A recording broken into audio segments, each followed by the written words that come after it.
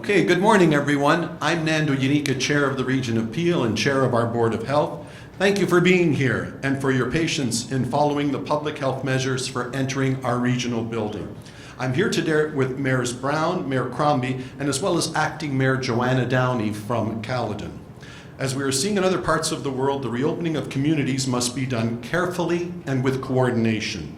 So mayors in the Region of Peel are communicating with municipal leaders across the GTA to develop consistent policies on COVID-19 through Stage 2 and the eventual Stage 3 reopening. This includes developing a consistent policy on the use of masks in indoor public places across the Greater Toronto and Hamilton area known as the GTHA. And I'm very proud all of the mayors and the regional chairs put out a unanimous communique yesterday, and I'm just going to read from it briefly. It read in part that all the mayors and chairs are committed to working with their local medical officers of health to explore how they can best advance the universal wearing of non-medical masks and face coverings inside businesses and other indoor places where the public gathers, including on transit. This would likely include mandatory face covering in certain circumstances where municipalities may have already adopted. Subject to consultation with the medical officers of health, it is expected that the GTAH municipalities will be addressing this matter very, very soon, and for us that is today. So with that, the procedure that we're going to follow is I will be calling our medical officer of health, Dr. Lauren Slow, to come and speak first.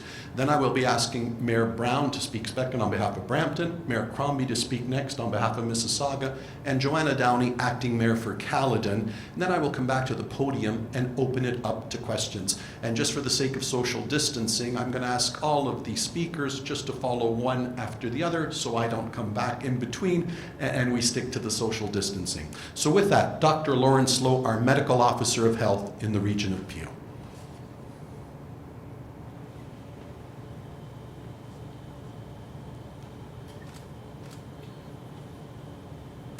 Thank you, Chair Yanika.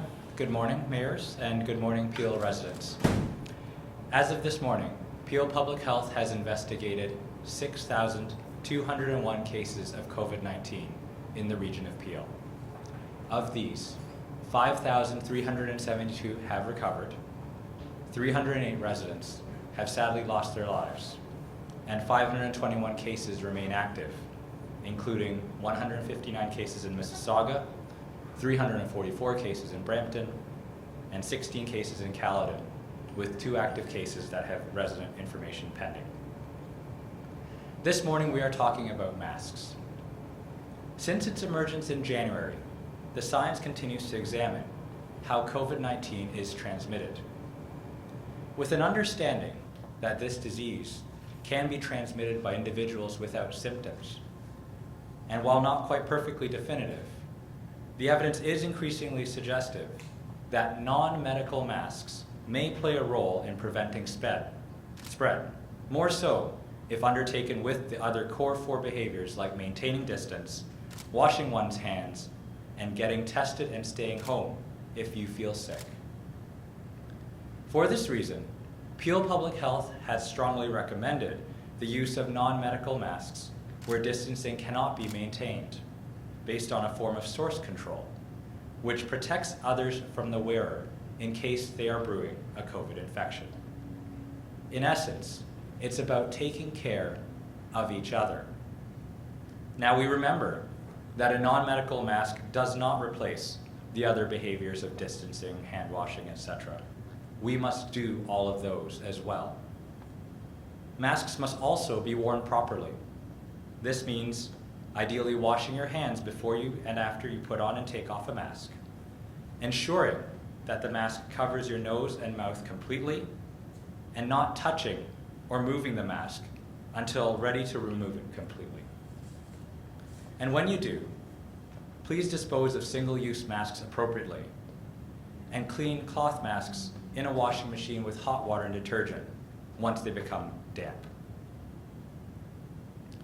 Since the observed peak of the pandemic in our community, we have strongly recommended the use of non-medical masks in places where physical distancing is difficult. We have also supported mandates for mask use on transit systems in our region. Today, I am issuing a recommendation that in the absence of further provincial direction, a time-limited regional bylaw should be enacted to require the use of non-medical masks in public places. I know some in our community will welcome this advice and wonder why it was not issued sooner. As always, we have strongly recommended non-medical masks, and my advice is currently predicated on our community context. A month after setting a goal of 0 daily new cases in Peel, we have not yet achieved that goal, though we have seen a trending decline. A regional bylaw that requires the use of non-medical masks in public would further encourage masking in our community, clarify expectations around when and where people should mask, provide a visual reminder to all of us that these are not ordinary times, and also encourage adherence to the other core 4 behaviors. All of this will hopefully move us to our community goal of 0 new daily cases, and ideally, a properly worn non-medical mask should become as indispensable to your outings as your wallet or your keys. I know there are others who may worry about a new masking requirement. I want to be clear. This is not intended to be punitive, but rather about bringing clarity to the duty that we have to each other. For those of us who can mask, doing so keeps others safe, especially for those who cannot wear masks, such as children under the age of 2, those with certain medical conditions, or those that are unable to remove a mask without assistance. Any requirement should also provide exemptions to those individuals from masking. And thought must also be given as well to how we ensure those who cannot obtain masks are provided them. Finally, let me be absolutely clear in closing. COVID-19 continues to circulate in the region of Peel and represents a significant threat to health that can flare out of control at any time. The core 4 behaviors of distancing, hand washing, staying home and getting tested when sick, and non-medical masking when practiced together remain essential to stopping the spread of this disease in our community. This means for masks, as the added line to stopping spread, it is time to move from a strong recommendation to a requirement in places where physical distancing cannot be maintained, such as indoor public spaces. With that, I offer my thanks, and I'll pass it back to Chair Janicka.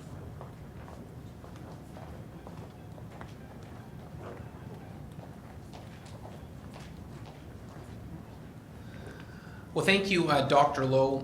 We have an exceptional medical officer of health in Dr. Lawrence Lowe, and certainly his experience and background with Infectious Disease Canada is an asset for the region of Peel.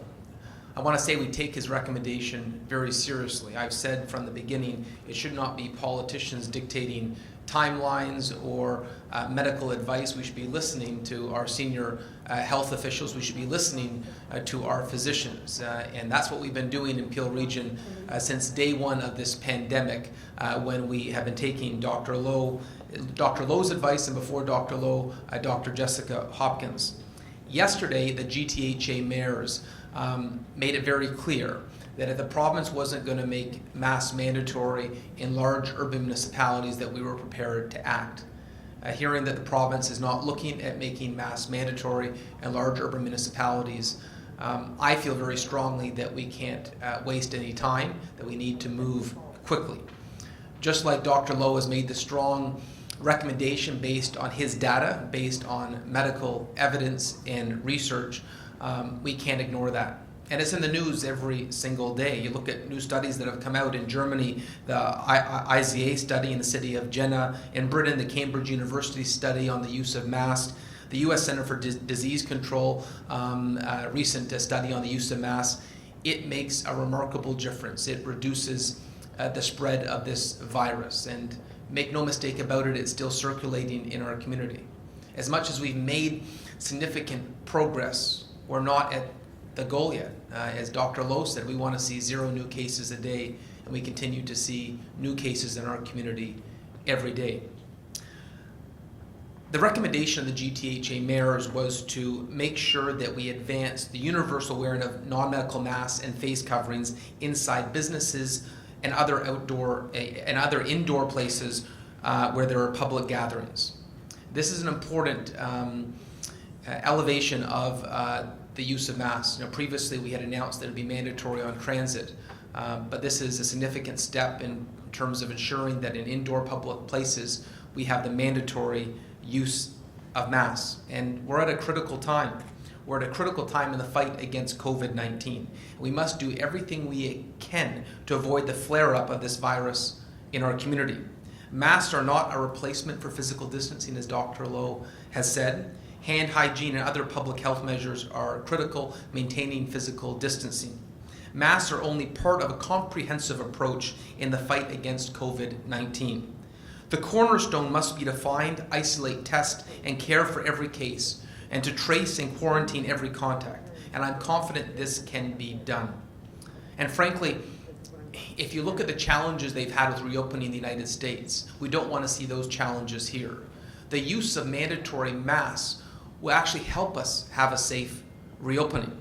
And for those that are pleased about moving to stage 2, I can't see how it's going to be possible to move to stage 3 and see the type of decline in case counts if we don't have the mandatory use of masks.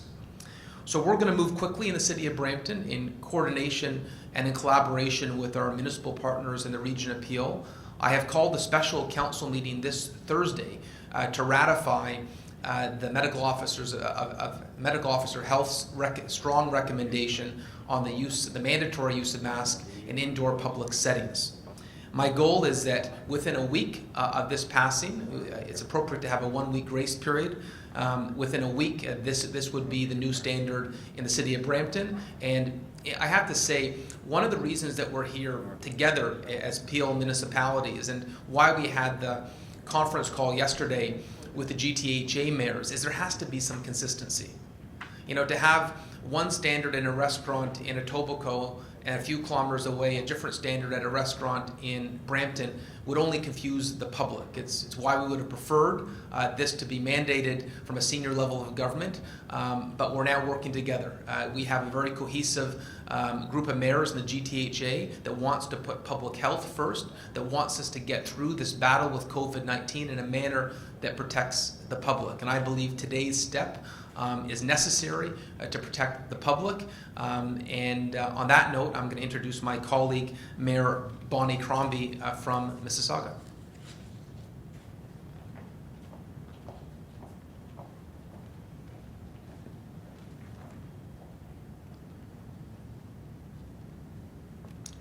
Thank you, Mayor Brown, and good morning. And I do want to thank Dr. Lowe for his direction and for his ongoing commitment to the health and the safety of the residents in Mississauga and, of course, Peel. I want to thank my colleagues for joining us here today to show solidarity on this issue. And I extend my sincere thanks to the residents of Mississauga for their vigilance, for their sacrifice, and for their hard work over these past 3 months to limit the spread of COVID-19. Our efforts have paid off, but we can't let our guard down now. As our economy reopens and people start to gather again, we inevitably open ourselves up to an increased risk of transmission. We need to remain vigilant. We may be done with the pandemic, but it is not yet done with us. And that's why we're today calling for mandatory masks in all indoor public spaces. In addition to acting on the advice of Dr. Lowe, this is also something that our residents have been asking for. To avoid a large second wave this fall, we need to continue to practice the 4 core behaviors that Dr. Lowe discussed: maintaining safe physical distance, wearing a mask when that is not possible, washing your hands often, and getting tested when appropriate. Masks by themselves are not the answer, but they are a big part of the equation. We don't want to enforce a bylaw, but we will if necessary. It is our hope that people will do the right thing for their family, for their friends, and for their neighbors. Wear a mask so you don't spread the virus unknowingly to others. Wear a mask to protect someone who may have a child undergoing cancer treatment. Wear a mask because you support local businesses and want them to stay open. Wear a mask to allow more businesses to reopen and for our economy to thrive. We all have a role to play to keep COVID from spreading. I want to be clear that there will be no onus on businesses to provide their customers with a mask, but businesses will have the right to refuse customers if they do not wear a mask, period, full stop. This is already happening in many stores, and many business owners have already taken it upon themselves to make masks mandatory. If we want to beat this virus for good, our behavior will have to change for a little while.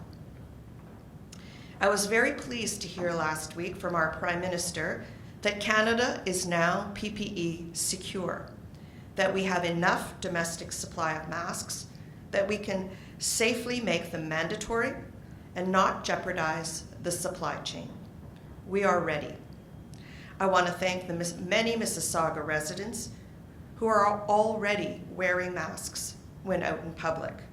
And I want to thank all of the businesses who are abiding by the rules. You are making reopening and recovery possible. Thank you. And now I'd like to call on Acting Mayor for Caledon, Joanna Downey. Thank you.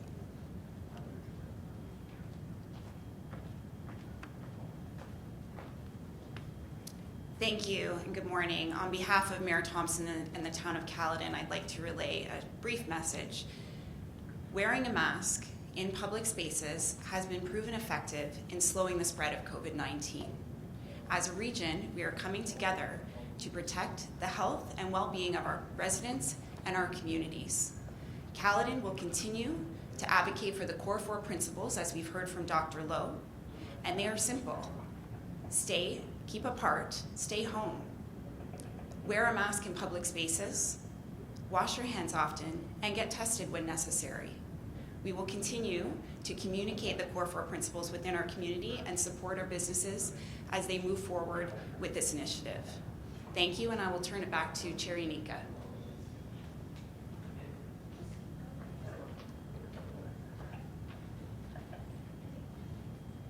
Okay, thank you very much to Mayor Brown, Mayor Crombie, and the councillor on behalf of Mayor Thompson as well. What we'd like to do now is open it up to any questions that we may have here in the room with the press that's here, and I know we've got some by transmission over the phone as well, and I would like to direct them to the appropriate mayor or to Dr. Lowe. So are there any questions at this time?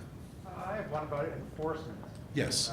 Who's going to be in charge of enforcing this, and are there going to be any, who's going to be in charge of enforcing this, and are there any fines set, or will there be any fines or punishment of sorts? Very good. And I'm going to ask both mayors to speak to that. Mayor Brown, if you, and then Mayor Crombie, if they can speak to the enforcement matter. Thank you, Chair Yanika, and let me say it would be city bylaw that would be enforcing this. The goal with our special council meeting this Thursday is that this could be in effect within a week. This is integral. Obviously, we need to do everything we can to stop the spread of COVID-19, and given the fact that our medical officer of health, Dr. Lawrence Lowe, has said this is a strong recommendation that he believes is necessary to protect the public and our health and to stop in its tracks the spread of this virus, we can't hesitate, and we will be using additional bylaw officers to make sure that this is properly followed and the advice of our top doctor is followed and adhered to. So we will be enforcing it by municipal bylaw, much as we have with the other emergency measures under COVID-19. I recognize it will be challenging, but we have implemented and imposed other bylaws which are equally difficult to enforce, such as walking your dog on a leash, or in fact the smoking bylaw, equally difficult, but we want to ensure that people feel that this is their civic duty and that is the right thing to do. And of course, with any bylaw, there will be a penalty involved, but as Mayor Brown has said, there will be a grace grace period so people become aware of this new bylaw and can act. So education will be foremost with our bylaw officers, as it has been throughout this COVID pandemic. Dr. Lowe, did you want to comment on this effect as it relates to Peel Public Health? Thank you. Thank you, mayors. So certainly in respect of bylaw, in respect of enforcing the regulation, there is a recognition that ultimately we are trying to set a clear guideline, clear criteria as to when and where masks should be used. And through the enforcement with our municipal partners, Peel Public Health will work as well through our public health inspectors who, if they see something, we will also collaborate to ensure as best we can that this is enforced. But ultimately, this is about changing the conversation around non-medical masks in our community and making it very clear as to where they are required to be worn in order to have the most effective impact on the spread of the disease in our community. And Doctor, one more question for you, if you don't mind. How long do you foresee this being enacted or needed or necessary? Thank you very much for the question. So my strong recommendation is in respect of this action is that it be continually reevaluated over the course of the summer. And once fall returns, we'll have to continually monitor and see where our case counts are going, what we understand about transmission in our community, and should it come to pass that we are able to relax this, we will. But that is not the context at the time that we're in, and we should absolutely continue to follow this strong requirement to mask in our community. Doctor, one more. Would there be also a plan for this moving forward for schools in the fall? Yeah, so certainly I think any guidelines or recommendations around schools will come out of the Ministry of Education in line with the reopening plans, and so I would encourage anyone who's interested in that to follow what is happening at the Provincial Ministry of Education level, and we will certainly take our cues from them. Thank you. Just wanted the opportunity to comment on the sunset as well. So the City of Toronto has indicated that they'll be revisiting the bylaw towards the middle of September, and I think it would be wise to align right across the GTHA, and we'll have the opportunity to revisit it to determine whether or not there's need to continue at that point or if it can be sunsetted. Thank you. Any other questions? Next question, please. I'll give one last call. Anybody electronically, perhaps by the phone? I was told there might be some on standby. Question? Yes, please. And identify yourself and give us your question, please. Anik Singh, Saga 960M. This question is for the Region of Peel. In terms of measuring compliance, what indicator and measures is the Region of Peel and Public Health using to see if there's compliance with this new order? Yeah, I think all the mayors and the regional medical officer can address that in terms of compliance and how it will be run up. So Dr. Lowe, and then perhaps the two mayors as well. Thank you very much for the question. We know that there are a lot of publicly conducted surveys by various companies that we will continue to rely on. And similar to other public health units, we will explore the possibility of behavioral surveys to inquire as to how many residents have taken up the possibility of masking. I know that Ottawa Public Health, for example, does this, and so certainly we have throughout the pandemic explored that as a possibility and may deploy it now at this point in time. So stay tuned as we continue to explore that option. I would just add that I think compliance is not going to be a significant challenge. The public is prepared for this. Just last week we had a teletown hall in Brampton where we asked the public if they believed this was a necessary step, and if it was recommended by public health, would they support it? And over 90% of the city, in a teletown hall where we had 10,000 residents on, said absolutely they want to do everything possible to protect public health. And just like we have with the physical distancing guidelines that existed, there is a way to enforce it. And I found initially there was a bit of a challenge, but very quickly the public adapted. I think the vast majority of the public understands that this is a very serious virus and we need serious responses to it. When I look at some of our toughest week in Brampton with bylaw fines was 127 fines. And out of 700,000 people, 127 fines is less than 0.01%. And so the vast majority understands we have to listen to our physicians, we have to listen to the guidance of public health. And I imagine with this new advice and strong recommendation of mandatory masks for indoor settings, it's going to be followed in a similar manner. Thank you. I just wanted to echo that there's a hue and cry among our residents as well that masks be mandatory. People know that it is the right thing to do, and I think that we will kind of self-regulate each other, really. I think there'll be a lot of public pressure that we will put on each other to ensure people are doing the right thing and that everyone wear a mask when they are indoors. Thank you. Thank you. I'll call one more time for any other questions. I have a question. Yes, please, and identify yourself. My name is Neba Zafar. I'm from The Pointer. Yes. So it was a little hard to hear, so I apologize if this was already addressed. But if masks are made mandatory in indoor places, how will people with severe respiratory issues who find it difficult to wear a mask be served? Yes, Dr. Lowe, people with severe respiratory or other medical health issues, how will we be dealing with them and the challenges they may have with wearing a mask? Dr. Lowe. Thank you, Chair. Thank you, Nita. This is, in fact, out of my strong recommendation. I have made it clear that the recommendation should not apply to children under the age of 2 and also to individuals who have medical conditions that preclude them from wearing a mask. But more importantly, this actually speaks to the need why anyone who is able to wear a mask should really be sticking to this requirement.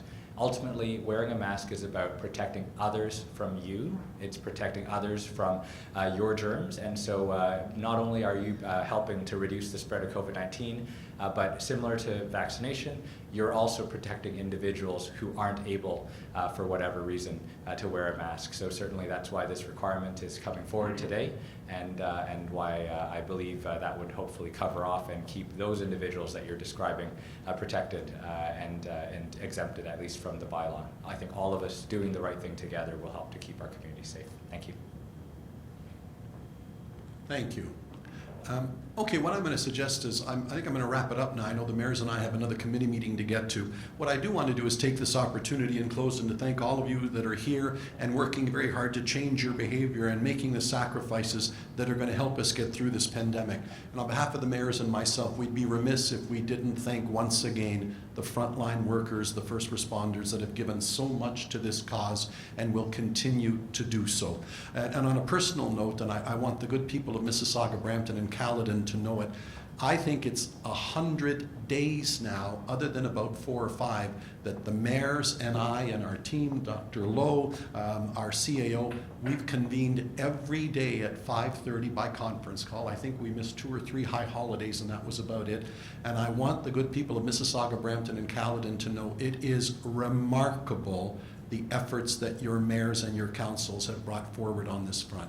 The unity, the fact that we're all in this together, their perseverance, they're keeping their eye on the ball. It's just marvelous to see what we've done and the success that it's shown in averting what's happening elsewhere. So I think it appropriate, Madam Mayor, I'd like you, Mayor Brown, and also on behalf of Joanna Downey, on behalf of Caledon, a concluding comment or remark. Mayor Crombie, then Mayor Brown, then Joanna. Mayor Crombie.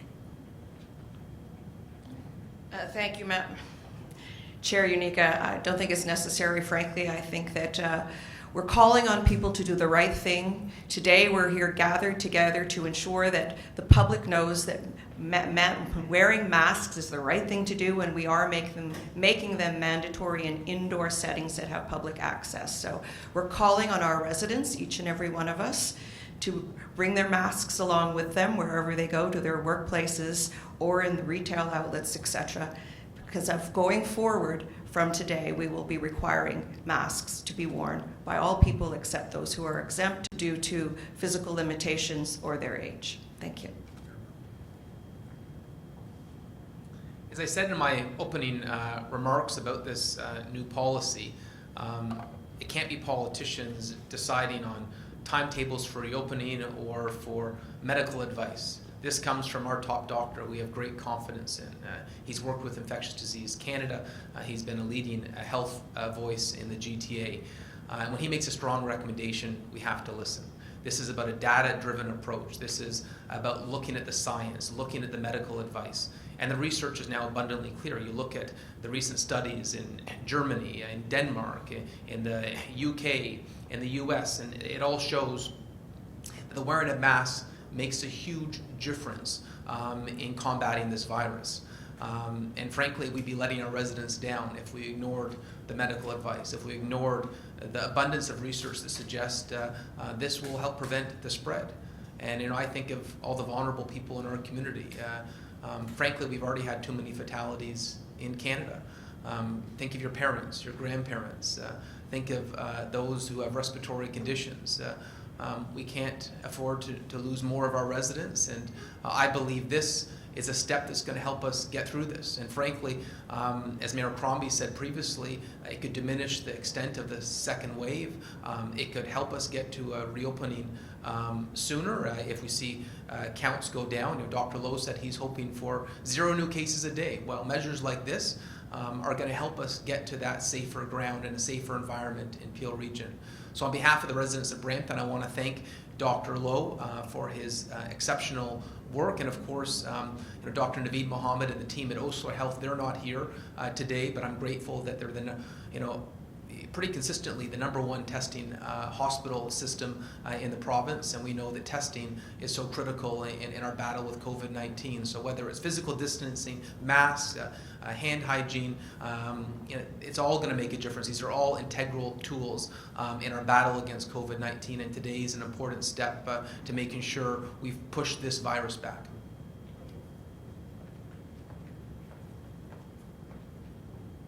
Thank you, Chair Anika. As my colleagues have articulated so well, this is about coming together and following what we have in our data. We have all the faith in Dr. Lowe and his work, and I'd like to take the opportunity to thank the entire health team across the region for all of the work that they've been doing through the pandemic.